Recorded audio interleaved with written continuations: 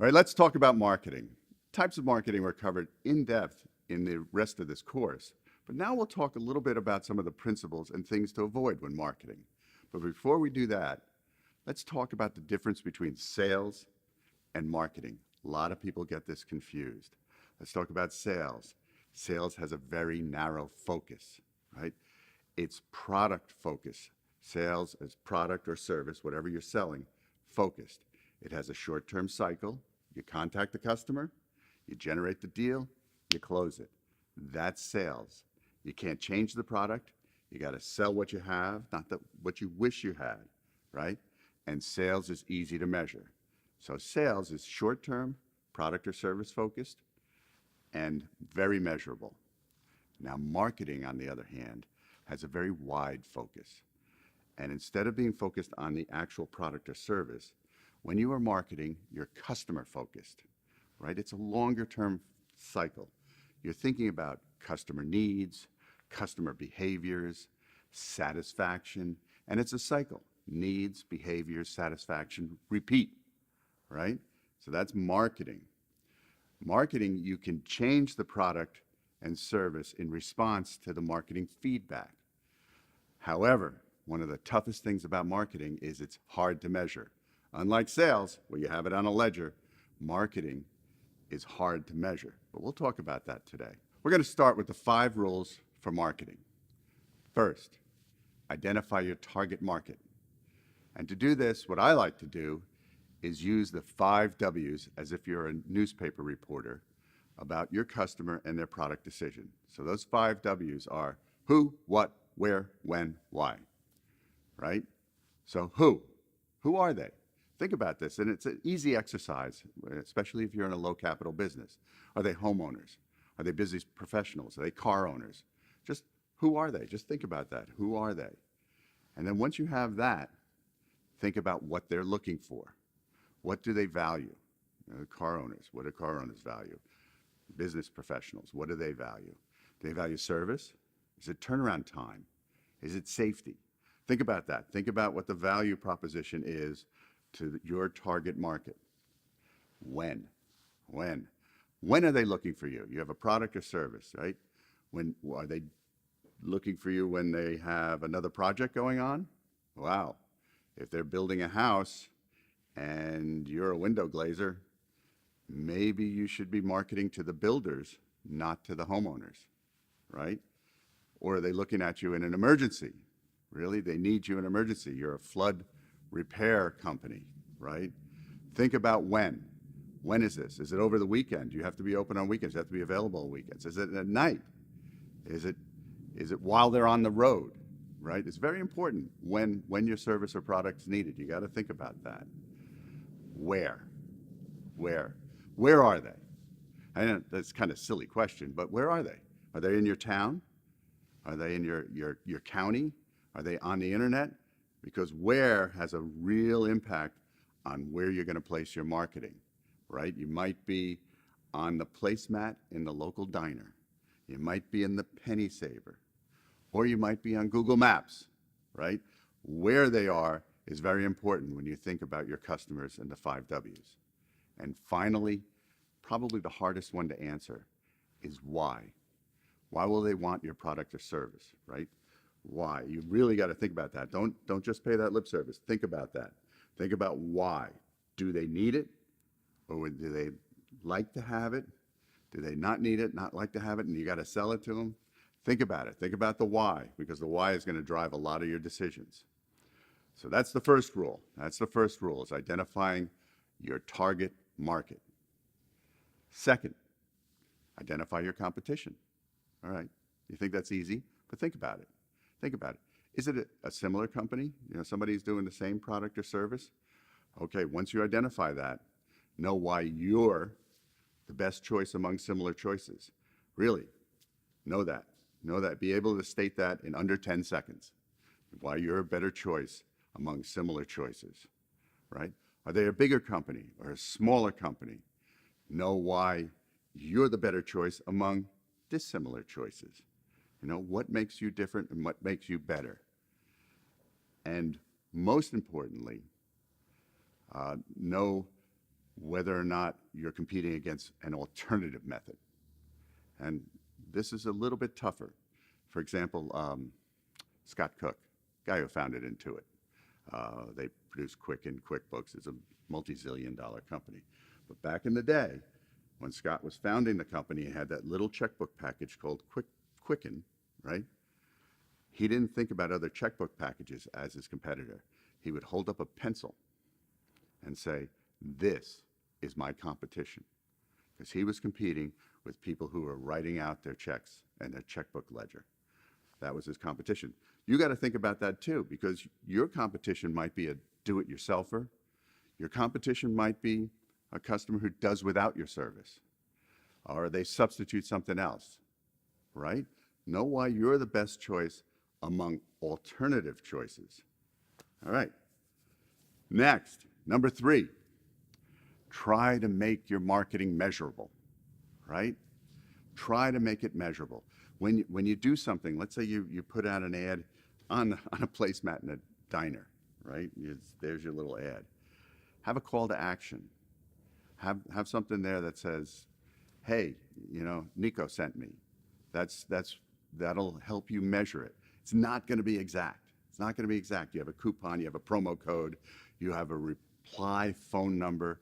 Keep track of it, because you're going to be spending some money on marketing, whether you know it or not. That marketing spend is going to come all over the place. You're going to have guys knocking on your door saying, "Advertise in my penny saver, advertise on my coupon book," and you need to do it. If you can say, "Sure," you need to see whether or not that's paying you back. So at the very least, if you don't have those measuring things, when you talk to customers, ask them how they heard about you. I mean, it'll give you some data. It'll give you some data. It might be gut data, something like, "Oh, I understand that's working, that's not working." But you have to have some data to make some decisions, right? Eventually, once you start getting the data, you're going to compare your marketing spend to the estimated sales response, right? Don't get stuck just doing the same thing. Always be measuring the marketing spend every year, every quarter, every month, and measure it versus your sales response. Got it? All right, moving on to number 4. Let's gather customer feedback, right? I said in the very beginning, these are cycles. Marketing is a cycle, right? Customer feedback is a very, very important part of that cycle. Don't ignore it. And sometimes it is really difficult to accept it personally. Your product, your business, something you're spending 60, 70, 80 hours a week on, the greatest product, greatest service, becomes part of you. It becomes part of your ego. And it's really hard to accept from customers that they don't like this, they don't like that.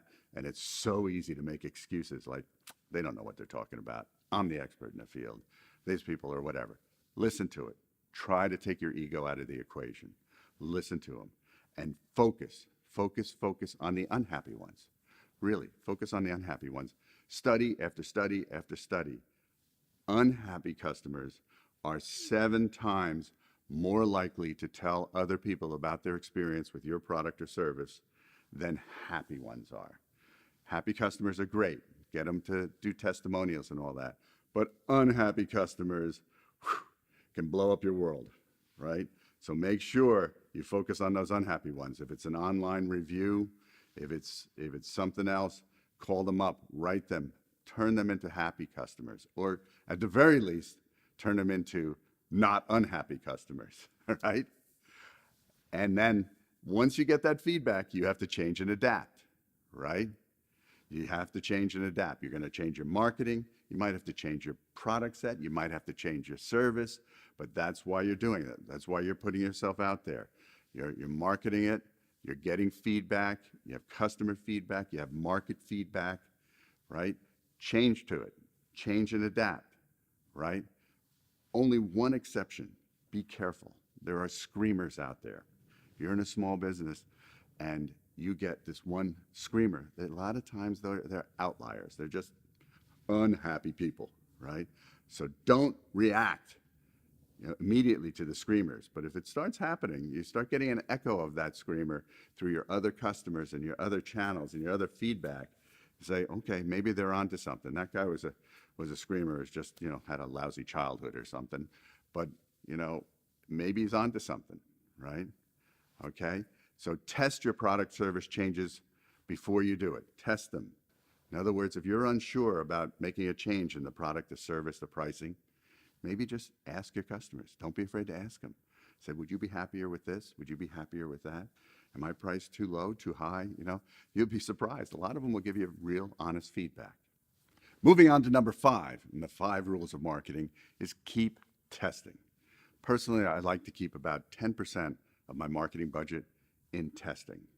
What that means is if I have a $5,000 marketing budget, I'm going to earmark $500 to do something different, like take out a radio ad or local cable TV station or something like that. Always keep testing. And remember, you test the channels, which way you're going out there. You test your message, whether or not your message is on target or not. You can test locations. You can test new product ideas. But put aside about 10% of your budget for testing. And most importantly, measure it. Don't spend the money and have absolutely no way of figuring out whether it was successful, right? So that's important. Just keep testing, even though you've been doing this for 5 years, 15 years, and all that. Keep testing. The world changes. Markets change. Channels change. Customers change. Don't get stuck in a rut. Take time to test it. All right. So those are the 5 rules of marketing. Now let's just cover some of the mistakes made, when marketing. It's number one with a bullet, not measuring the return on your spending. It's hard. I understand it. It's hard. You have to track the spending, and then you have to track the sales that come from that spending. And that's really hard, especially when the sales guy comes in to sell you some marketing proposal and he goes, we're going to work on brand. Yeah, we're going to work on your brand. And what that is marketing speak for you're not going to be able to measure this. So be careful. Make sure you can measure it. Make sure you can measure the marketing spend and the return on the marketing spend. Okay? Next, using the wrong type of marketing, right? You're using the wrong type of marketing. You should find out that way. If you're marketing over here on the internet and your customers are reading newspapers, you're probably using the wrong type of marketing, right? You got to match your marketing, what channel you're using, what message you're using, to your audience, which is the third common mistake, is not knowing your audience. Remember back in the rules of marketing, the first one was who? Who is your audience? Get to know them. Know exactly who they are. Know what kind of car they drive. Know where they live. Come up with that prototypical customer. When I had my business, we used to give them names. We had Joes and we had Harrys. And we knew what a Joe was. Joe did this, Joe lived here, Joe spent that. We knew what a Harry was. Harry did this and all that. We would give them names. It became a shorthand in our business. Somebody would go, oh, that message is never going to work with Harry, but it'll work with Joe, right? So know your audience. Being careless with your marketing content. Careless is a tough word, but you have to be vigilant with your marketing content. By careless, we mean you're just putting the same message out there. You're taking other people's advice, and you're not going with what you know about your customer. You're just getting careless because, it's marketing. You know why people do that? Because you're focused on sales, right?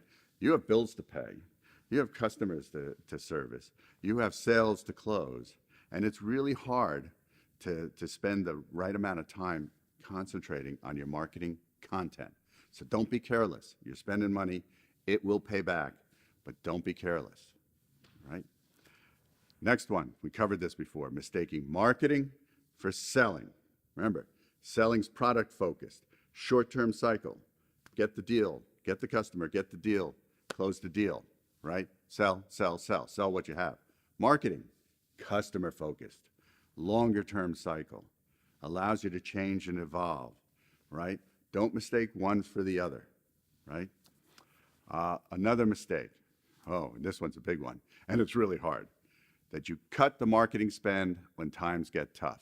Boom, first thing to go. Boom, cut the marketing spend. I'm not in a penny saver anymore. I'm not on that radio ads. I'm not that. I got payroll to make. I get that. I understand that. And sometimes it's unavoidable. But don't treat marketing as this frilly little option in your business. It's not. It's at the core of your business. It is what makes your business run over the long term. Sales gets you through in the short term.